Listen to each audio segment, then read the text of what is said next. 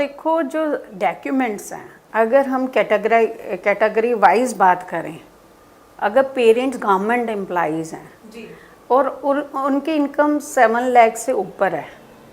दोनों पेरेंट्स की, एक पेरेंट की, क्योंकि गवर्नमेंट जॉब में मैंने देखा है 60-70 हज़ार तो एक पेरेंट की सैलरी होती है। जी तो उनका केस बहुत अच्छा बनता है, क्योंकि वो बिल्कुल सारे प्रूफ होते हैं,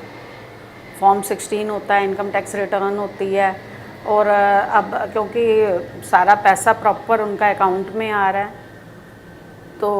14-15 लाख उनकी जो है इनकम भी बन जाती है। फंड्स भी उनके पास रेडी होते हैं, क्योंकि वो सर्विसमैन है, उनको सेविंग करने की आदत भी है, और नेचुरल है कि वो अपनी कमाई का एक हिस्सा सेविंग करते भी हैं। तो वो बड़ा क्लियर केस होता है। अब उसके साथ बच्चे का जो एकेडमिक बैकग्राउंड है वो अच्छा होना चाहिए। अगर वो दोनों चीज़ें मैच करती हैं, बच्चा नॉन मेडिकल का है, मेडिकल का है या कॉमर्स का है, एंड परसेंटेज अच्छी है, गैप नहीं है ज़्यादा, या अगर बच्चे ने ग्रेजुएशन की हुई है और जॉब कर रहा है, उसकी भी अकाउंट में सैलरी आ रही है और उसके पास सारे प्रूफ हैं, तो ये केस हाई प्रायोरिटी पे जाएगा, क्योंकि इसमें सारा कुछ जो एम्बेसी को चाहिए, जो यूनिवर्सिटी को चाहिए, वो सारा कुछ मिल रहा है। देखो जो अगर सिटी में रह रहे हैं पेरेंट्स, तो मस्ट भी उनके पास इतनी एग्रीकल्चर लैंड वाला चक्कर नहीं होता, क्योंकि वो जॉब वाले हैं, या तो प्राइवेट जॉब कर रहे हैं या गवर्नमेंट जॉब कर रहे हैं। गवर्नमेंट जॉब का मैंने बता ही दिया, ऐसे ही सेम प्राइवेट जॉब का है, तो उनका भी कोई ज़्यादा फ़र्क नहीं पड़ता है। लेकिन अगर पेरेंट्स रूरल बैकग्राउंड के हैं और बच्चा रूरल बैकग्राउंड से बिलोंग करता है, तो उनके पास जो है वो एग्रीकल्चर लैंड के थ्रू ही पैसा आ रहा है, इनकम आ रही है। अब हमें ये मैटर नहीं करता कि वो आईटीआर भर रहे हैं कि नहीं भर रहे। पहले ये था कि आईटीआर भरना ज़रूरी है, लेकिन अब वो एम्बेसी ने समझ लिया कि आईटीआर तो इंडिया में कोई भी भर सकता है, तो इसलिए अब जितनी ज़मीन है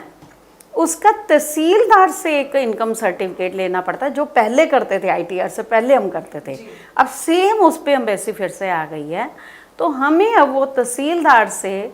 इनकम सर्टिफिकेट लेना पड़ता है बच्चे को। और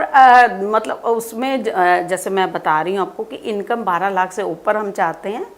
और दोनों पेरेंट्स की मिला के अगर इनकम 12 लाख से ऊपर आ जाती है और सेविंग 3 मंथ्स ओल्ड हैं, और बल्क सेविंग अचानक ना डाली हूँ,